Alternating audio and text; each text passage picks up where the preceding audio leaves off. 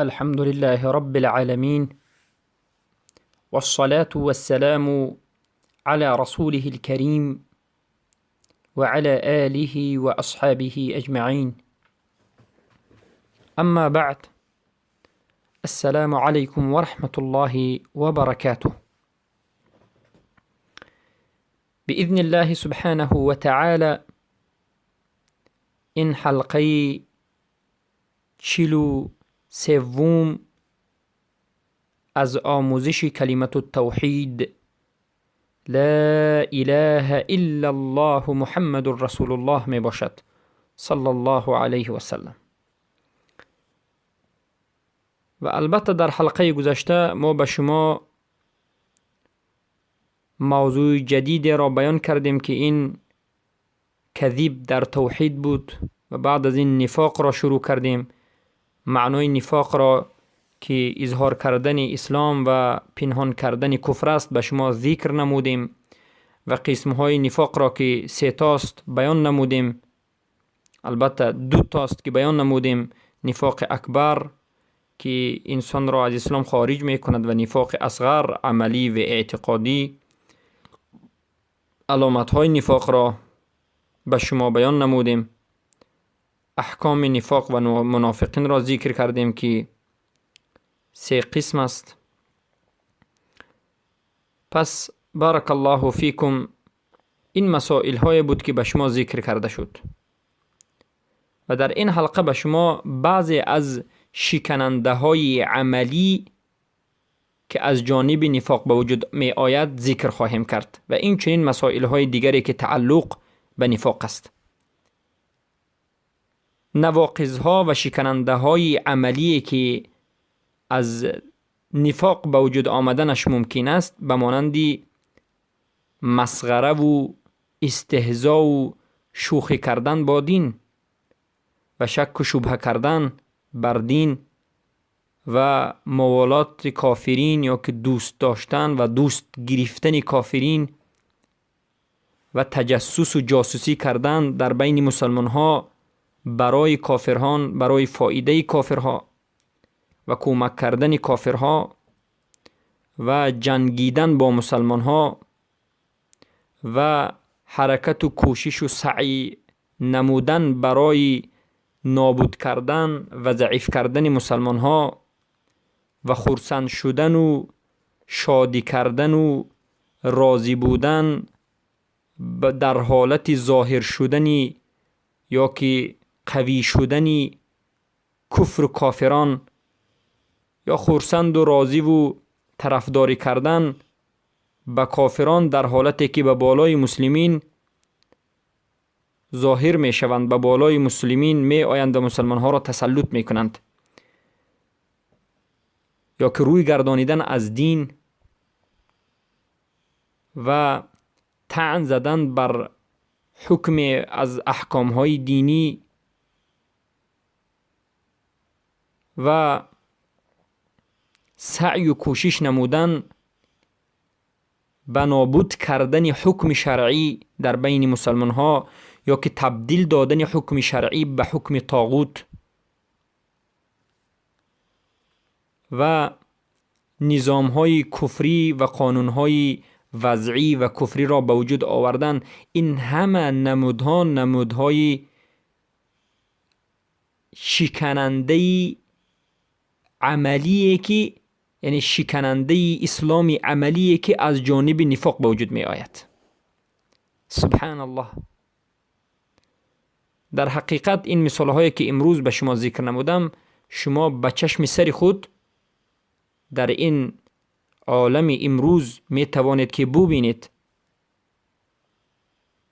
و این چنین حرب اهل توحید، جنگیدن با اهل توحید، کمک کردن رافضه یا که کمک نمودن به صوفی قبوری یا که دستگیری کردن و طرفداری کردن و حق شماریدن باطل این رافضه و صوفی قبوری یا انتصار دادن و کمک نمودن این فرقه های باطل رافضه و صوفی در شرکشان، چه که بعضی از علماء سوء گمراهان، علماء سوء الگمراهان همچنین عملی را انجام میدهند. رافضه را طرفداری میکنند، صوفی را طرفداری میکنند، صوفی قبوری را در شرکشان، یعنی میگن که آن عملی که رافضه از قبر پرستی میکند درست میکند، یا که صوفی از قبر پرستی میکند درست گویند، طرفداری میکنند و دفاع این فرقه باطل میکنند. همه اش از نفاق خارج من المله است، از نفاق به وجود میاد و شکننده اسلام است. پس ببینید همه این شکننده های اسلام از نفاق به وجود آمده است. بارک الله فیکم. پس سبب اکثری کفر این نفاق است که انسان باید برحذر باشد و باید آگاه باشد. و مسئله دیگر این نمودهای منافقین است. پس باید دانسته شود که نفاق اصلی هست و نفاق تواریع هست. نفاق اصلی چگونه نفاق است؟ نفاقی که انسان در حالت نو به اسلام در آمدنش به نفاق می درآید، یعنی اسلام را ظاهر می کند، لا اله الا الله می گوید، اما نفاق را بر دلش پنهان می کند. اما یک نمودی نفاق است که انسان وقتی که اسلام را قبول می کند به اسلام می درآید یا که مسلمان تولد می شود، نفاق ندارد، اما در دوام زندگی در بین اسلامش نفاق تواریع نبوده به وجود می آید. نفاق پیدا شده، حاصل شده به فعلی که به مانند شک و ریب و این چنین نفاق ها. و این چنین یک مسئله هست که بعضی از منافقین نفاق خودشان را می دانند، بعضی از منافقین کفر خودشان و نفاق خودشان را می دارند اما پنهان نگه می دارند. و این چنین منافقان در این عصر بسیارند. الله خارشان کند. می دانند که آنها کافرند، منافقند، اما ظاهرا کمی خود را مسلمان نشان میدن. اما بعضی از منافقین از نفاق خود بیخبرند. بعضی از منافقین از نفاق خود بیخبرند و خود را در حق حساب می نمایند.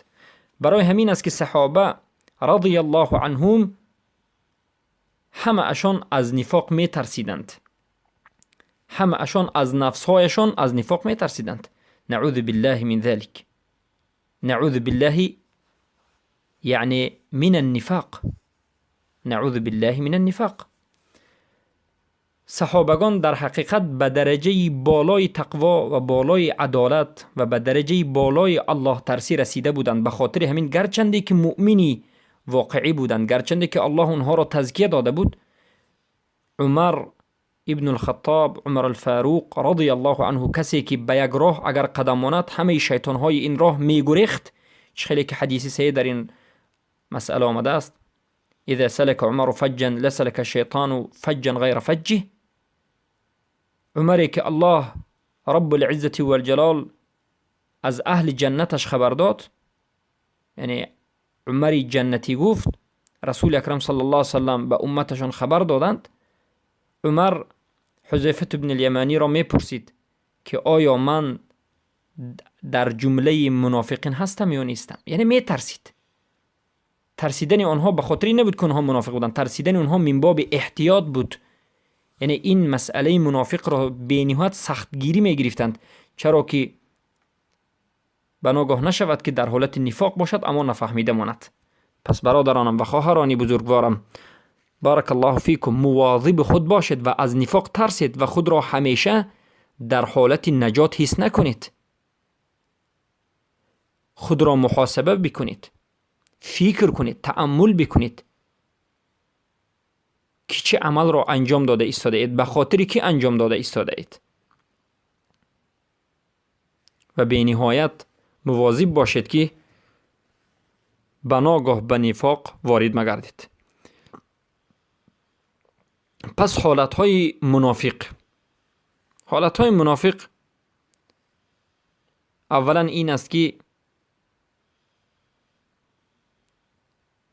منافقی باشد که باطناً دین را دروغ شماریده باشد، از سبب قانع نشدن یا از سبب آشکار نشدن دلیل برای اون، یا که از سبب صحیح نرسیدن دین یا از سبب شک و شبهه داخلا دین را و توحید را دروغ شمارد.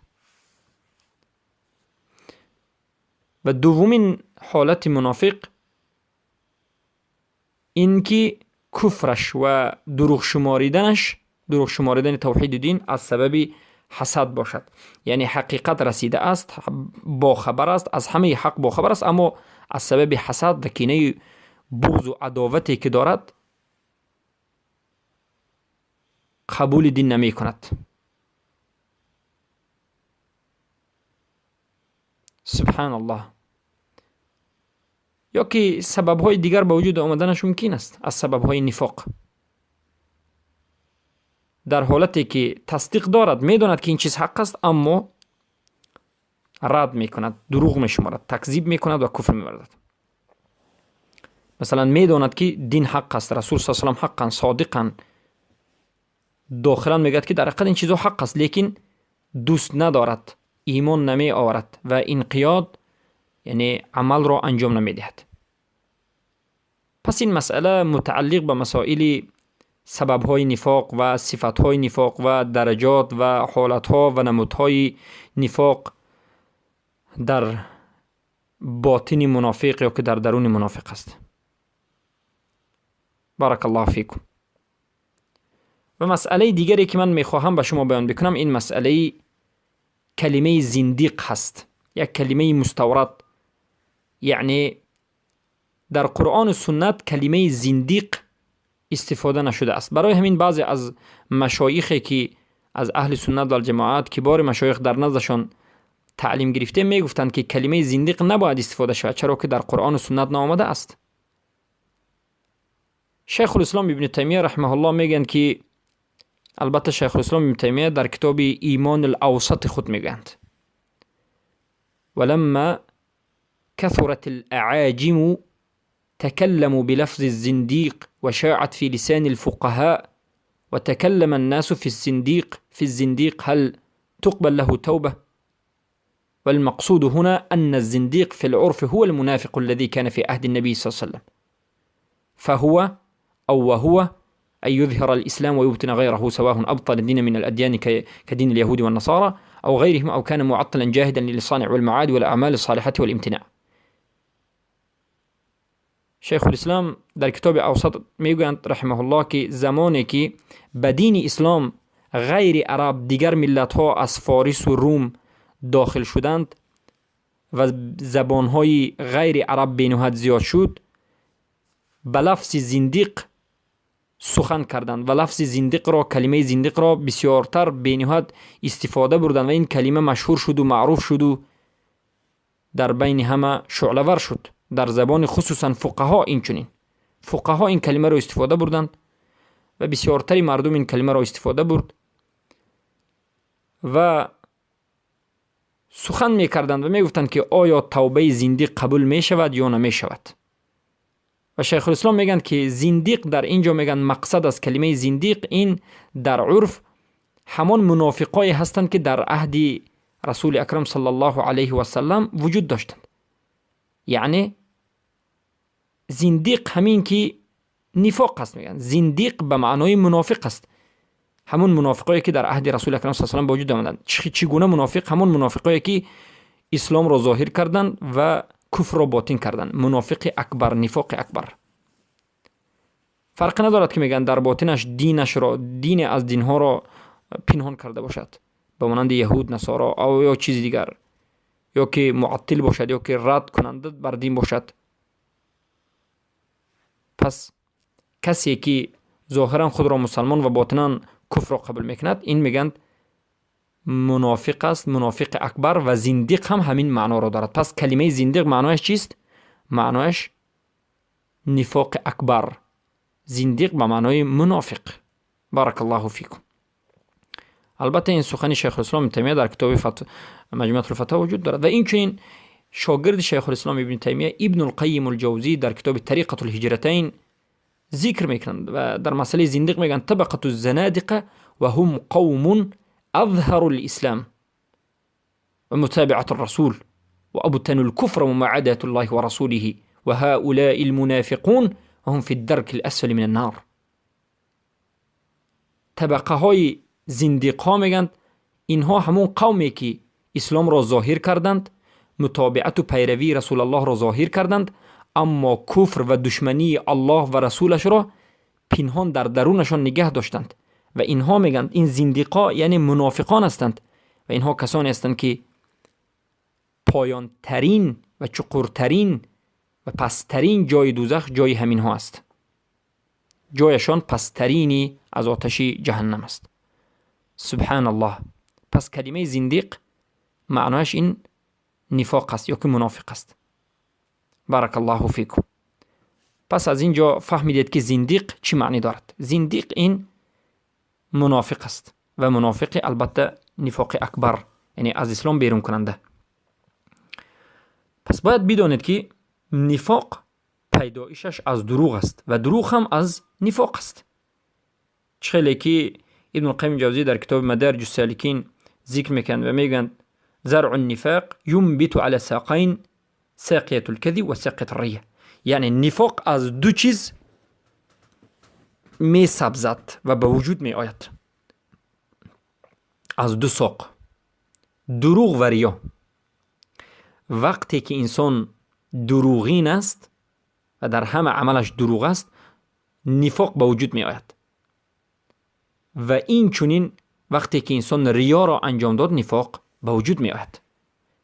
و در بعضی حالات از سبب نفاق عمل به وجود و در بعضی حالات از سبب عمل نفاق به وجود می آید. پس باید بدانید که اصل نفاق در قلب است، در دل است و آثارش و اثر این نفاق در جسم و تن انسان آشکار می گردد و ظاهر می شود. اصل نفاق در باطن است. وقتی که باطن نفاق دارد پس ظاهرش به بیرون می برد. برای همین ما وقتی که بیرونن دیدیم که عمل نفاقی به وجود آمده است، میگیم که باطنش نفاق است. چرا که اگر باطنش نفاق نمی بود به بیرون و به جسمش عملی نفاق به وجود نمی آمد. چلی که ابن تیمیه رحمه الله در کتاب السارم المسلول علی شاتم الرسول میگویند و ذلك ان الایمان والنفاق اصله في القلب. باید بدانید که ایمان و نفاق اصلش این در قلب است. اصل ایمان و اصل نفاق در قلب است. و انما يظهر من القول والفعل فرع له ودليل عليه. و از سخنها و از فعل و از سخن و از فعل ظاهر می شود فرعی نفاق و دلیل منافق بودن. یعنی سخن و فعل و عمل این فرع نفاق است، شاخه نفاق است که با همین سخن و عمل می فهمیم که نفاق در دین وجود دارد. یعنی عمل و قول این دلیلی نفاق آمدنش یا نه آمدنش هست. وقتی که عمل منافقی را انجام داد می بینیم که این منافق است، منافق باطنی هست یا که منافق اصغر است یا که اکبر است، فهمیده می شد. پس میگن که فاذا ظهر من الرجل شيء من ذلك ترتب الحكم عليه. در یک مرد اگر چیزی از نفاق به وجود آید، ظاهرا اگر به وجود آید، حکم بر همین چیزی دیده شده مترتب می شد. حکم را به همون عملش دیده حکم میدیم. پس الله سبحانه و تعالی هنگامی که خبر داد در حق اون کسانی که رسول اکرم صلی الله علیه وسلم را طعنه می زدند و سخنهای ناشایسته می گفتند و اذیتش می دادند از منافقین، ثابت شد که این عملها، یعنی عملهایی که انجام می دادند، این عملی نفاق است و فرع نفاق است. پس وقتی که انسان همین فرع را، عمل نفاق را حلال می داند و انجام می دهد، این دلیل به حاصل شدن اصل مدلول، یعنی اصل نفاق به وجود می آید. چلی که قاعده هست معلوم است که اذا حل فرع الشیء و دلیله حصل اصل المدلول علیه. پس با همین فهمیده می شود که هر زمانی که عملی نفاق به وجود آید صاحبش منافق می شود. فرق ندارد که پیش از این سخن گفتنش منافق بود یا که بعد از این سخن گفتنش منافق شد. پس عمل نفاقی در بعض حالات سبب می شود، نه فقط در بعض حالات، همیشه عمل نفاقی سبب می شود که نفاق وجود دارد. ببینید، عمل سبب می شود که نفاق به وجود دارد و در بعض حالات نفاق سبب می شود که عمل به وجود دارد. یعنی در بعض حالات در درون انسان نفاق است و نفاقش سبب می شود که عملی نفاقی به وجود دارد و در بعض حالات انسان عملی نفاقی را انجام می دهد و این سبب می شود که نفاق به وجود می آید. پس از عملهای نفاقی هم دست کشید که به ناگاه یگان عملی نفاقی را انجام دادید، نفاق به شما به وجود می آید و عاقبتش کفر خواهد شد. آهسته آهسته به کفر می برد و بعض نفاق کفر خود به خود در همون لحظه کفر اکبر است. شکننده اسلام است خیلی که بیان کردیم. سبحان الله. پس مسئله این است که آیا توبه انسان منافق قبول کرده می شود یا نمی شود؟ یعنی الله آیا توبه منافق را قبول می کند یا نه؟ این مسئله و این موضوع نامش توبه منافق است.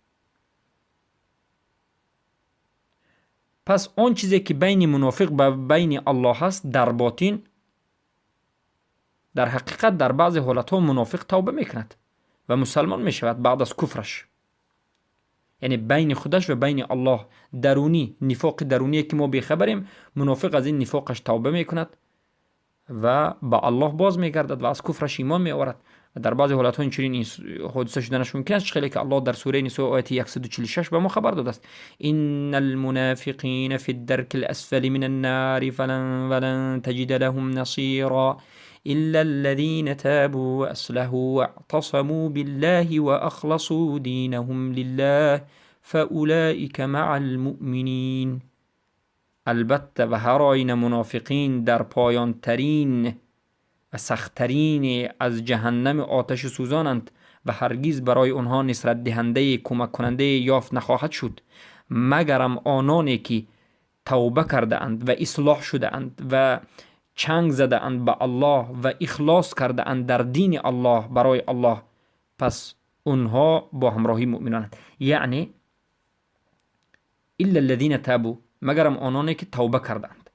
یعنی منافقانی که مرده اند در حالت نفاق به پایان ترین آتش سوزان جهنم و نار داخل می شوند و اما کسانی که پیش از مرگ توبه کرده اند، اصلاح شده اند، به الله یعنی دین الله چنگ زدند، اخلاص دین الله را به الله انجام دادند، یعنی شرط هایی که الله ذکر میکرد، 4 شرط، پس اینها با همراهی مؤمنند. یعنی بین انسان منافق و بین الله توبه کردنش قبول است. اما در مسئله این که اگر یک انسان منافق را دولت اسلام فهمید که این منافق است، دستگیر کرد، آیا این انسان وقتی که در نزد مردم توبه کرد قبول می شود یا نمی شود؟ البته وقتی که دولت اسلام مثلا یک دولت مسلمانی یا که خلافت اسلامی که هست، وقتی که منافق را دستگیر کرد از نظر شریعت، میگوییم این منافق بعد از دستگیر هم میتواند که به الله توبه کند، توبهش در نزد الله قبول است. اما در نزد قانون شریعت آیا قبول است یا نیست، این محل خلاف است. بعضی میگند حکمش همیشه قتل است اگر پیش از توبه قاپیده یا که دستگیر کرده باشد، و بعضی میگن البته توبهش قبول است. و البته این مسائل است که تعلق به احکام نفاق و منافق و عقیده فقه ان شاء الله در جای خاص خودش صحبت خواهیم کرد. پس این بود مسائلی که تعلق به نفاق دارد و این 2 حلقه بود که به شما شکننده کذیب، دروغ شماریدن دین و توحید و شکننده نفاق را ذکر نمود. و البته در این 2 حلقه ما ضد شرط صحت لا اله الا الله که صدق است چیزی بوده را ذکر کردیم. یعنی ضد صدق این کذب هست و نفاق است.